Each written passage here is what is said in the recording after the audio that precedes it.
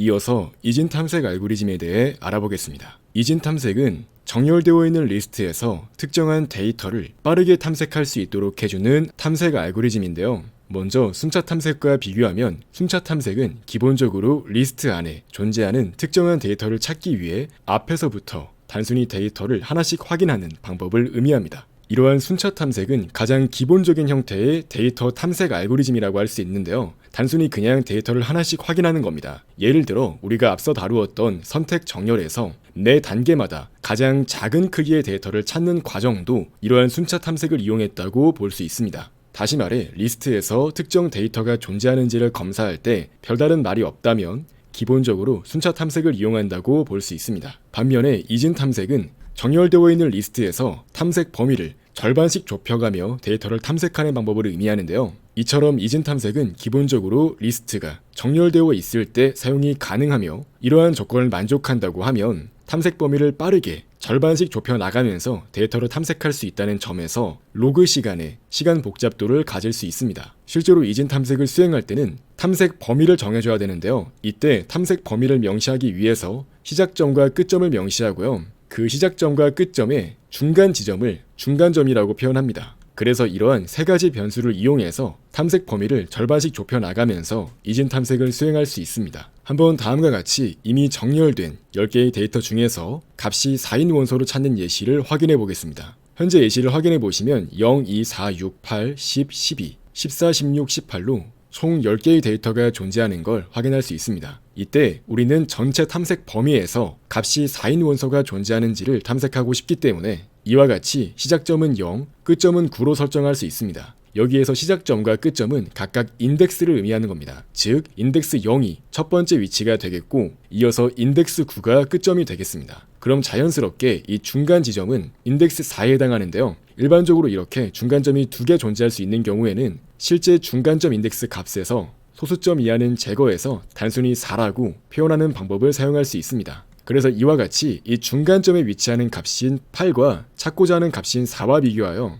어떤 값이 더 큰지를 비교한 뒤에 만약에 찾고자 하는 값보다 현재 중간점 위치의 값이 더 크다면 이 중간점에서부터 오른쪽에 있는 값들은 전부 다 확인할 필요가 없는 것입니다. 왜냐하면 이 오른쪽에 있는 값들은 전부 다 8 이상의 값이기 때문에 우리가 찾고자 하는 4보다 더 크죠. 그렇기 때문에 이 중간점을 기준으로 해서 중간점을 포함하여 오른쪽 위치는 더 이상 볼 필요가 없는 겁니다. 따라서 이 끝점을 중간점의 왼쪽으로 옮깁니다. 이와 같이 탐색 범위는 총 4개의 데이터에 대해서만 탐색을 수행하도록 범위가 좁혀진 걸 확인할 수 있습니다. 그래서 마찬가지로 다시 이러한 탐색 범위에서 중간점을 찾을 수 있도록 합니다. 현재 중간점은 1이기 때문에 마찬가지로 이번에도 우리가 찾고자 하는 값을 찾지 못했습니다. 다만 이번에는 이 중간점 위치에 있는 값인 2보다 우리가 찾고자 하는 값인 4가 더 크기 때문에 마찬가지로 이 중간점을 포함해서 왼쪽에 있는 데이터는 볼 필요가 없습니다. 왜냐하면 현재 중간점 위치에 해당하는 2보다 이 왼쪽에 있는 값들은 더 작거나 같을 것이기 때문입니다. 그래서 이번에는 시작점 위치를 중간점 오른쪽으로 옮겨줄 필요가 있습니다. 그래서 바로 이와 같이 이번에는 시작점이 2, 끝점이 3이 되어 바로 이러한 탐색 범위를 가지게 됩니다. 이때 중간점 위치의 값인 4는 우리가 찾고자 하는 값인 4와 동일하기 때문에 여기에서 탐색을 마칩니다. 즉 우리가 찾고자 하는 값인 4는 인덱스 2의 위치에 존재한다는 것을 확인할 수 있고 이를 통해서 우리는 총 3번의 스텝만으로도 우리가 찾고자 하는 값이 존재하는지 그리고 존재한다면 어느 위치에 존재하는지를 빠르게 알아낼 수가 있었습니다. 이러한 이진 탐색의 시간 복잡도는 기본적으로 단계마다 탐색 범위를 2로 나누는 것과 동일하기 때문에 연산의 수는 밑을 2로 하는 로그 n에 비례합니다. 즉 다시 말해서 한 번 스텝을 반복할 때마다 탐색 범위가 이상적인 경우 절반에 가깝게 줄어들기 때문에 이러한 시간 복잡도를 가진다고 이해할 수 있고요. 예를 들어 초기 데이터 개수가 32개일 때 이상적으로 한 단계를 거치면 16개가량의 데이터만 남습니다. 또한 이어서 2단계를 거치면 8개가량의 데이터만 남고 3단계를 거치게 되면 4개가량의 데이터만 남도록 탐색 범위가 설정될 것입니다. 다시 말해서 이와 같이 이진 탐색은 탐색 범위를 절반씩 줄이며 시간 복잡도는 비고 노테이션 로그 n을 보장합니다. 이어서 파이썬을 활용한 이진 탐색 소스 코드를 확인해 보겠습니다. 현재 코드는 재기함수를 이용해서 작성한 코드이고요. 이와 같이 탐색을 수행하고자 하는 배열 정보가 들어오고 그리고 찾고자 하는 데이터, 이어서 탐색 범위가 주어지게 되면 가장 먼저 이 스타트가 엔드보다 크다면 탐색하고자 하는 범위에 데이터가 존재하지 않는 것과 동일하므로 이와 같이 데이터가 존재하지 않는다고 넌 값을 반환할 수 있도록 하고요. 그렇지 않다면 이 시작점에다가 끝점을 더한 값에서 이를 나눈 몫을 취함으로써 중간점을 명시할 수 있습니다. 그래서 현재 중간점 위치의 값과 찾고자 하는 값이 같다면 우리가 해당 값을 찾은 것이라 볼 수 있기 때문에 중간점 인덱스를 반환할 수 있도록 하고요. 이제 이것은 찾고자 하는 값이 위치하는 인덱스라고 할 수 있습니다. 이어서 중간점의 값보다 찾고자 하는 값이 작은 경우에는 중간점 위치를 포함해 그 오른쪽 위치에서는 항상 이 타겟보다 큰 값들이 존재하기 때문에 이 끝점을 중간점 왼쪽으로 옮겨서 이 왼쪽 부분에 대해서 다시 탐색을 수행할 수 있도록 하면 되는 것입니다. 그래서 이와 같이 재기함수를 이용해서 왼쪽 부분을 탐색한 결과를 리턴할 수 있도록 하면 되고요. 이어서 중간점의 값보다 찾고자 하는 값이 더 큰 경우에는 오른쪽을 확인할 수 있도록 하면 됩니다. 마찬가지의 로직으로 오른쪽을 확인할 수 있도록 하기 위해서 이 시작점을 중간점 플러스 1로 옮기는 것을 확인할 수 있습니다. 그래서 이와 같이 작성된 이진 탐색 함수를 이용해서 실제로 이진 탐색을 수행해 볼 수 있는데요. 이렇게 원소의 개수 그리고 찾고자 하는 값을 입력받은 뒤에 전체 원소를 입력을 받고 이진 탐색을 수행한 결과를 확인할 수 있습니다. 그래서 결과적으로 넌 값이 반환된다면 탐색 범위가 다 줄어들었음에도 불구하고 원소를 찾지 못한 것이므로 원소가 존재하지 않는다고 출력할 수 있고요. 그렇지 않다면 해당 원소가 존재하는 인덱스 값이 반환되기 때문에 거기에 1을 더해서 몇 번째 원소인지를 출력하도록 만들 수 있습니다. 이러한 이진 탐색 코드는 반복문을 이용해서도 간단히 구현할 수 있는데요. 이 반복 구문이 수행될 때마다 현재 중간점 위치의 값을 확인해서 찾고자 하는 데이터를 찾았는지를 검사할 수 있고 만약 찾지 못했다면 마찬가지로 탐색 범위를 좁혀가는 방법을 사용할 수 있습니다. 그래서 이와 같이 시작점과 끝점의 값을 더해서 이제 그 값을 2로 나눈 몫을 취해 이 중간점을 설정할 수 있도록 하고 이어서 중간점 위치의 값이 찾고자 하는 값과 동일하다면 중간점 인덱스를 반환해서 찾은 값의 인덱스를 리턴할 수 있도록 하고 그렇지 않고 만약에 중간점의 값보다 찾고자 하는 값이 더 작은 경우에는 왼쪽 부분을 탐색할 수 있도록 하기 위해서 이 끝점을 중간점보다 1 작은 값으로 갱신할 수 있도록 합니다. 마찬가지의 로직으로 중간점의 값보다 찾고자 하는 값이 더 큰 경우에는 오른쪽 부분을 탐색할 필요가 있기 때문에 시작점의 값을 중간점의 1을 더한 값으로 갱신할 수 있도록 합니다. 데이터에 AC를 넣어서 이진 탐색을 수행한 결과를 확인해 보시면 아까 확인했던 결과와 동일하게 출력되는 것을 확인할 수 있습니다.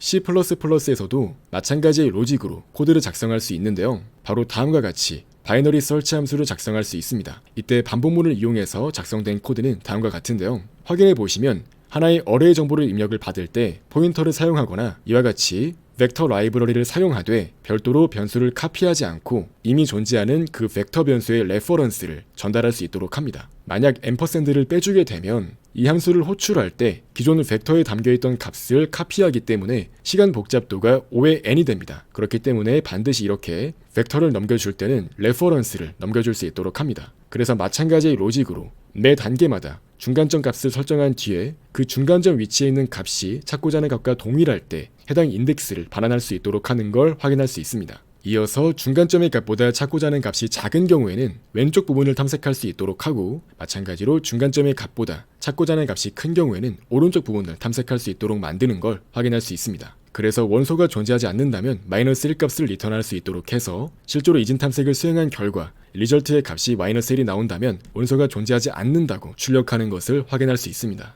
자바에서도 마찬가지의 로직을 이용해서 작성할 수 있는데요. 이처럼 바이너리 서치 함수는 하나의 배열의 레퍼런스 값을 입력으로 받아서 이와 같이 매 스텝마다 현재 중간점 위치의 값이 찾고자 하는 값과 동일한지 검사를 해서 만약 그렇다면 현재 인덱스 값을 리턴할 수 있도록 하고 그렇지 않은 경우 탐색 범위를 반씩 줄이면서 범위를 좁혀나가는 것을 확인할 수 있습니다. 마찬가지로 해당 값을 찾지 못했다면 -1 값을 리턴할 수 있도록 해서 찾지 못했다는 정보를 이 함수를 호출한 위치에서 알 수 있도록 하는 걸 확인할 수 있습니다. 또한 추가적으로 코딩 테스트 문제풀이를 위해 알아두면 좋은 라이브러리가 있는데요. 바로 파이썬에서의 bisect left와 bisect right입니다. 참고로 파이썬에서의 bisect left는 C++에서의 lower bound와 동일하며 이 bisect right은 C++에서의 upper bound와 사실상 같다고 볼 수 있습니다. 자, 그래서 bisect left가 하는 역할은 정렬된 순서를 유지하면서 배열 A에 X를 삽입할 가장 왼쪽 인덱스를 반환하는 거고요. 그리고 bisect right은 정렬된 순서를 유지하면서 배열 A의 가장 오른쪽 인덱스를 반환하는 함수라고 할 수 있습니다. 예를 들어서 이와 같이 현재 정렬된 리스트가 있다고 해보겠습니다. 차례대로 원소는 1, 2, 4, 4, 8입니다. 이제 여기에서 bisect left를 이용해서 4라는 원소에 대해서 이진 탐색을 수행하면 이 4라는 원소가 들어갈 첫 번째 위치인 인덱스 2가 반환되고요. 이어서 bisect right을 이용해서 호출하게 되면 원소 4가 들어갈 수 있는 가장 오른쪽 인덱스인 인덱스 4가 반환됩니다. 그래서 이와 같이 표준 라이브러리에서 bisect을 이용해서 bisect left, bisect right을 이용하게 되면 다음과 같이 그림에서 확인한 것과 동일한 실행 결과가 나오는 걸 확인할 수 있습니다. 그래서 이러한 함수를 이용해서 우리는 값이 특정 범위에 속하는 데이터의 개수를 구하는 코드를 간단히 작성할 수 있는데요. 이때 bisect right으로 구한 오른쪽 인덱스와 bisect left를 이용해서 구한 왼쪽 인덱스의 값을 빼주게 되면 우리는 해당 값의 범위에 포함되어 있는 데이터의 개수를 구할 수 있습니다. 즉 현재 리스트에 포함되어 있는 값들 중에서 이 left value와 right value 사이에 있는 값들의 개수가 반환됩니다. 따라서 이와 같이 배열이 존재한다고 해볼게요. 이때 값이 4인 데이터의 개수를 출력하고자 한다면 이 left value와 right value의 값을 둘 다 4로 설정해서 현재 정렬되어 있는 리스트에서 값이 4인 데이터의 개수를 출력하도록 만들 수 있습니다. 실행 결과 실제로 2가 출력되는 걸 확인할 수 있고요. 현재 리스트에 4가 2개 존재하죠. 이어서 값이 -1부터 3 사이에 있는 데이터의 개수를 출력하고자 한다면 이와 같이 left value로 -1, right value로 3을 넣어서 함수를 호출할 수 있습니다. 이렇게 count by range 함수를 호출한 결과를 확인해 보시면 6이란 값이 출력되는 걸 확인할 수 있습니다. 실제로 -1 이상 3 이하인 값은 이렇게 총 6개가 존재하는 걸 확인할 수 있죠. 이어서 파라메트릭 설치에 대해서 알아보겠습니다. 실제로 이진 탐색을 활용해야 되는 문제가 출제되는 경우 이런 파라메트릭 설치 유형으로 문제가 출제되는 경우가 많은데요. 파라메트릭 설치란 최적화 문제를 결정 문제로 바꾸어서 해결하는 기법을 의미합니다. 여기에서 최적화 문제란 어떤 함수의 값을 가능한 낮추거나 혹은 어떠한 함수의 값을 최대한 높이거나 하는 등의 문제를 의미하는 건데요. 그러한 문제를 바로 해결하기가 어려운 경우 그 문제를 여러 번의 결정 문제를 이용해서 문제 형태를 바꾸어서 해결할 수 있는 경우가 존재하는데요. 바로 그러한 기법을 파라메트릭 설치라고 합니다. 예를 들어 특정한 조건을 만족하는 가장 알맞은 값을 빠르게 찾는 최적화 문제가 나왔다고 하면 탐색 범위를 좁혀가면서 현재 범위에서는 이 조건을 만족하는지 체크를 해서 그 여부에 따라서 탐색 범위를 좁혀가며 가장 알맞은 값을 찾을 수 있습니다. 그래서 실제로 이러한 파라메트릭 설치 유형의 문제가 코딩 테스트에서 출제되는 경우 이진 탐색을 이용해서 효과적으로 해결할 수 있는 경우가 많습니다. 실제 문제풀이 파트에서 이러한 파라메트릭 설치 아이디를 이용해서 이진 탐색으로 문제를 해결하는 과정에 대해서 알아보겠습니다. 이진 탐색 문제풀이 진행하겠습니다. 먼저 확인해볼 문제는 떡볶이 떡 만들기 문제인데요. 같이 문제 내용부터 읽어볼게요. 주인공은 떡집 일을 하고 있다고 합니다. 이때 모든 떡볶이의 떡은 떡의 길이가 일정하지 않다고 하네요. 대신에 한 봉지 안에 들어가는 떡의 총 길이는 절단기로 잘라서 맞춰줄 수 있다고 합니다. 이때 절단기에 높이 h를 지정하면 줄지어진 떡을 한 번에 절단할 수 있습니다. 높이가 h보다 긴 떡은 h 위의 부분이 잘릴 것이고 그보다 낮은 떡은 잘리지 않는다고 해요. 예를 들어 높이가 19, 14, 10, 17인 떡이 나란히 있다고 했을 때 절단기의 높이를 15cm로 지정하면 자른 뒤의 떡의 높이는 차례대로 15, 14, 10, 15가 될 것입니다. 즉 이처럼 15보다 더 높이가 큰 부분만 잘리는 걸 확인할 수 있습니다. 그래서 결과적으로 잘린 떡의 길이는 차례대로 4, 0, 0, 2가 됩니다. 그래서 이 경우 손님은 6cm만큼의 길이를 가져갈 수 있게 되는데요. 이 문제에서 요구하는 내용은 손님이 왔을 때 요청한 총 길이가 m일 때 최소한 m만큼의 떡을 얻기 위해 절단기에 설정할 수 있는 높이의 최대값을 구하는 것이 요구사항입니다. 이어서 문제의 조건에 대해서 확인해 보겠습니다. 시간 제한은 2초고요. 떡의 개수 n은 최대 100만 개까지 들어갈 수 있으며 요청한 떡의 길이는 이와 같이 20억까지 들어올 수 있다고 합니다. 각각의 떡의 높이가 차례대로 입력으로 주어지는데요. 이때 떡 높이의 총합은 항상 m 이상으로 손님은 항상 필요한 양만큼 떡을 사갈 수 있습니다. 이때 개별적인 떡의 높이는 10억 이하의 양의 정수 혹은 0의 형태로 높이를 가질 수 있다고 합니다. 이 문제는 어떻게 해결할 수 있을까요? 마찬가지로 각자 한번 문제를 해결해 본 뒤에 이어서 강의를 들으시는 걸 추천드립니다. 이어서 문제 해결 아이디어에 대해서 설명하겠습니다. 이 문제는 적절한 높이를 찾을 때까지 이진 탐색을 수행해서 높이 h 값을 반복적으로 조정하면 됩니다. 확인해 보시면 우리가 절단기에 설정할 수 있는 높이 값이 커지게 되면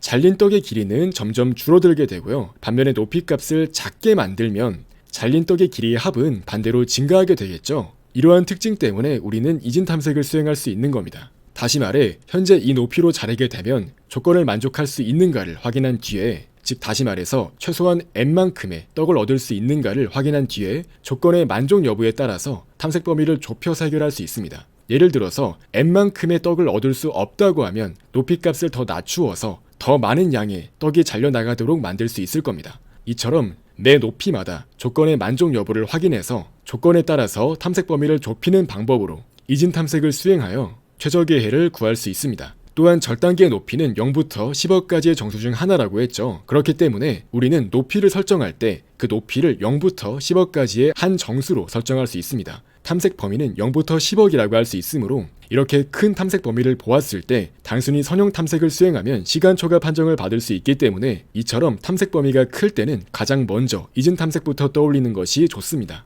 따라서 문제에서 제시된 그림 예제를 통해 이러한 과정을 자세하게 확인해 보겠습니다. 현재 예제에서는 가장 긴 떡의 길이가 19이기 때문에 이와 같이 시작점은 0 그리고 끝점은 19로 설정할 수 있습니다. 즉 탐색 범위가 0부터 19까지라고 볼 수 있으며, 우리가 높이를 설정할 땐 이러한 시작점부터 끝점까지의 한 정수로 설정해서 실제로 떡을 자를 수 있습니다. 그래서 처음엔 이와 같이 시작점과 끝점을 0과 19로 설정할 수 있으며, 이때 중간점은 9가 됩니다. 여기에서 중간점은 현재 우리가 자르고자 하는 그 높이 자체가 됩니다.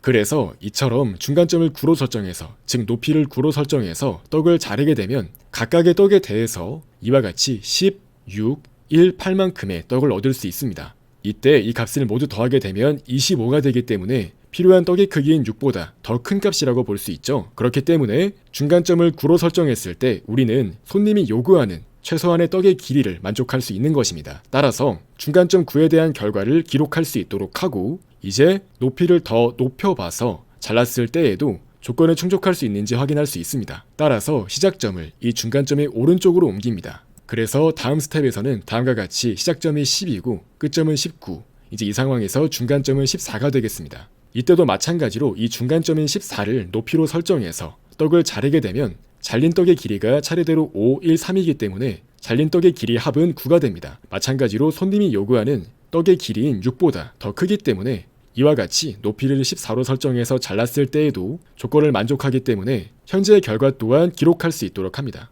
또한 마찬가지로 현재 조건을 만족하고 있기 때문에 높이를 더 증가시켜 볼 필요가 있겠죠. 따라서 시작점의 값을 중간점보다 1 큰 값으로 설정할 수 있도록 합니다. 그래서 세 번째 단계에서는 이와 같이 시작점이 15가 되고 끝점이 19가 됩니다. 이때 중간점은 17이 되며, 이러한 중간점으로 높이를 설정해서 떡을 자르게 되면 우리는 이만큼의 떡만 얻을 수 있습니다. 따라서 필요한 떡의 크기인 6을 만족하지 못하므로 이때의 결과는 기록하지 않습니다. 이후에 더 많은 떡을 얻기 위해서 이 중간점의 값을, 이 높이 값을 더 왼쪽으로 이동시킬 필요가 있겠죠. 그렇기 때문에 이번에는 이 끝점을 중간점의 왼쪽인 16으로 바꿀 필요가 있습니다. 그래서 이와 같이 네 번째 단계에서는 시작점이 15고 끝점이 16이 되어서 중간점, 즉 높이값이 15로 설정되어서 자르기를 수행합니다. 이제 이때는 잘린 떡의 길이가 4와 2이기 때문에 손님이 요구하는 결과인 6만큼의 떡을 얻을 수 있습니다. 따라서 이때 마찬가지로 현재의 높이값을 기록할 수 있도록 합니다. 우리는 이와 같이 이진 탐색을 수행해서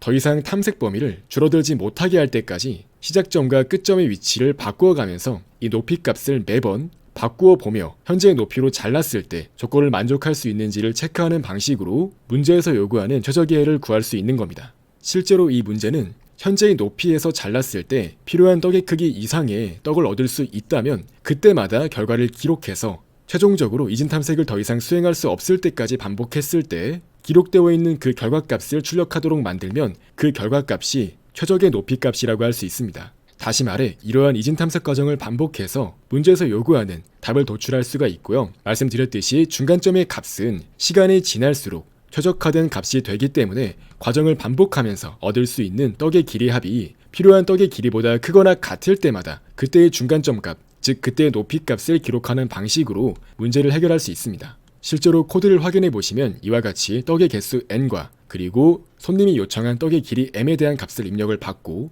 이어서 각 떡의 개별 높이 정보를 입력받을 수 있도록 합니다.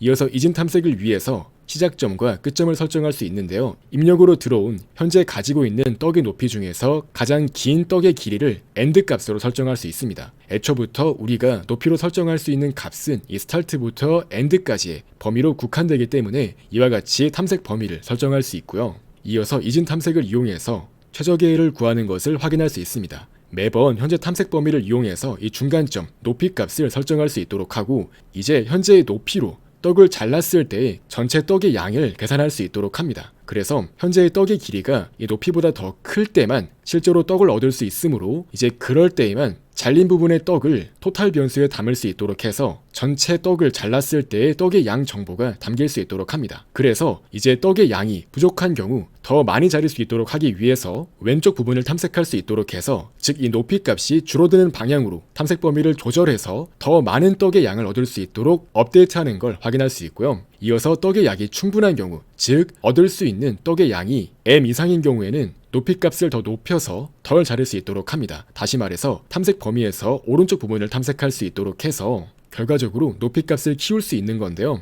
이와 같이 시작점 위치의 값을 높이 플러스 1로 바꾸어서 탐색 범위를 바꾸는 걸 확인할 수 있으며, 떡의 양이 충분한 경우, 즉 m 이상의 떡을 얻을 수 있는 경우에는 리절트의 값을 높이 값으로 갱신할 수 있도록 합니다. 그래서 최종적으로 가장 마지막에 기록되어 있는 높이 값을 출력하도록 만들면 이로써 정답 판정을 받을 수 있습니다. 이어서 C++에서도 동일한 로직을 이용해서 코드를 작성할 수 있는데요. 이처럼 각 떡의 개별 높이 정보를 입력받기 위해서 별도의 벡터 객체를 선언하는 걸 확인할 수 있고요. 이와 같이 이진 탐색을 수행하기 위해 높이 값으로 설정할 수 있는 그 탐색 범위를 설정하기 위해 시작점과 끝점을 설정할 수 있고요. 현재 코드에서는 그냥 단순히 이 끝점을 가능한 가장 큰 값인 10억으로 설정할 수 있도록 합니다. 이렇게 설정하더라도 이진 탐색 수행 과정에서 이 끝점은 자동으로 조율이 되기 때문에 마찬가지로 최적의 구할 수 있습니다. 자, 그래서 파이썬과 동일한 로직으로 매번 현재의 높이 정보로 떡을 잘라본 뒤에 그 높이로 잘랐을 때의 떡의 양을 구할 수 있도록 하고요. 이때 각 떡의 높이는 최대 10억까지의 값으로 구성될 수 있으므로 이 토탈 변수는 롱롱 자료형을 이용해서 초기화할 수 있도록 하고요. 이어서 마찬가지의 로직으로 떡의 양이 부족한 경우 더 많이 자릴 수 있도록 하기 위해서 끝점을 중간점 -1의 위치로 옮겨서 왼쪽 부분을 탐색할 수 있도록 하고, 반대로 떡의 양이 충분한 경우에는 현재의 결과를 저장한 뒤에 오른쪽 부분을 탐색함으로써 높이를 증가시켜서 덜 자를 수 있도록 만들 수 있습니다. 그래서 결과적으로 리절트에 담겨있는 값을 출력하면 정답 판정을 받을 수 있습니다. 자바에서 또한 동일한 로직으로 코드를 작성할 수 있는데요. 이처럼 C++와 동일하게 먼저 탐색 범위를 설정해준 뒤에 이진 탐색을 수행할 수 있습니다. 자세한 로직을 확인해 보시면 C++과 문법까지 거의 유사한 걸 확인할 수 있습니다. 다음으로 확인할 문제는 정렬된 배열에서 특정 수의 개수 구하기 문제입니다. 이 문제는 n개의 원소를 포함하고 있는 수열이 오름차순으로 이미 정렬되어 있을 때 이 수열에서 x가 등장하는 횟수를 구하면 되는 것이 문제의 요구사항입니다. 예를 들어 수열 1, 1, 2, 2, 2, 2, 3이 있을 때 만약에 x가 2라면 현재 수열에서 값이 2인 원소가 4개이므로 이렇게 이 4개가 존재하고 있기 때문에 4를 출력하면 됩니다. 단 이 문제는 시간 복잡도 로그 n으로 알고리즘을 설계하지 않으면 시간초과 판정을 받는다고 하네요. 확인해 보시면 이와 같이 데이터의 개수 n이 최대 100만으로 들어올 수 있으며 우리가 찾고자 하는 값인 x가 정수 형태로 이어서 들어온다고 하네요. 그리고 둘째 줄에 이렇게 n개의 원소가 정수 형태로 공백으로 구분되어 입력된다고 합니다. 결과적으로 수열의 원소 중에서 값이 x인 원소의 개수를 출력하면 되고, 만약 값이 x인 원소가 하나도 없다면 -1을 출력할 수 있도록 합니다. 또한 이처럼 수열은 기본적으로 오름차순 정렬이 수행된 상태로 입력이 된다는 점 또한 기억해 주세요. 이제 이 문제는 어떻게 풀 수 있을까요? 한번 각자 문제를 풀어보시고 이어서 해설 강의를 들어주세요. 이 문제는 기본적으로 5의 로그 n으로 동작하는 알고리즘을 요구하고 있습니다. 따라서 일반적인 선형 탐색으로 x라는 값을 가지는 원소의 개수를 세서 문제를 풀고자 한다면 시간초과 판정을 받을 수 있습니다. 다만 데이터가 정렬되어 있기 때문에 우리는 이진 탐색을 수행해서 이 문제를 해결할 수 있습니다. 다시 말해 특정 값이 등장하는 첫 번째 위치와 마지막 위치를 각각 이진 탐색을 이용해서 찾은 뒤에 그 위치 차이를 계산해서 문제를 해결할 수 있습니다.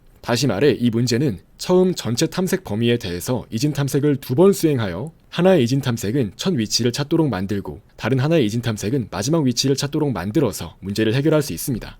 실제로 이러한 코드는 이진 탐색을 우리가 직접 구현해서 작성할 수도 있으며 혹은 표준 라이브러리를 이용해서도 구현할 수 있습니다. 교재에서는 실제 이진 탐색을 이용해서 이러한 기능을 직접 구현할 때의 코드까지 제공을 하고 있고요. 현재 강의에서는 간단하게 bisect left와 bisect right을 이용한 이진 탐색 관련 표준 라이브러리를 이용해서 문제를 해결하는 방법을 소개합니다. 바로 앞선 강의에서 소개해드렸던 count by range 함수를 이용해서 이 문제를 해결할 수 있는데요. 이 count by range는 표준 라이브러리인 bisect right과 bisect left를 이용해서 값이 left value 이상, right value 이하인 데이터의 개수를 모두 찾을 수 있다고 했는데요. 이러한 함수를 그대로 이용해서 우리는 특정 데이터의 개수를 구할 수 있습니다. 우리는 이 문제에서 값이 정확히 x인 데이터의 개수를 세면 되기 때문에 이와 같이 left value와 right value의 값으로 둘 다 x를 넣어줍니다. 그래서 결과적으로 count by range 함수를 이용해서 현재 정렬되어 있는 리스트에서 값이 x인 데이터의 개수를 모두 구할 수 있는 겁니다. 값이 x인 원소가 존재하지 않는다면 이처럼 -1을 출력하고, 그렇지 않고 값이 x인 원소가 존재한다면 이와 같이 그 개수를 그대로 출력해서 정답 판정을 받을 수 있습니다. 말씀드렸듯이 파이썬에서의 bisect right은 C++에서의 upper bound와 사실상 동일하며, 이어서 파이썬의 bisect left는 C++에서의 lower bound와 사실상 같다고 말씀드렸습니다. 따라서 이와 같이 C++에서도 동일한 로직으로 count by range 함수를 정의해서 특정 범위의 값을 가지는 데이터의 개수를 log n의 시간 복잡도로 빠르게 구할 수 있습니다. 이제 이러한 count by range 함수는 실제로 다양한 코딩 테스트에서 효과적으로 사용될 수 있기 때문에 이에 대해서 별도로 팀 노트에 기록을 해놓으셨다가 필요할 때마다 사용하시는 것을 추천드립니다.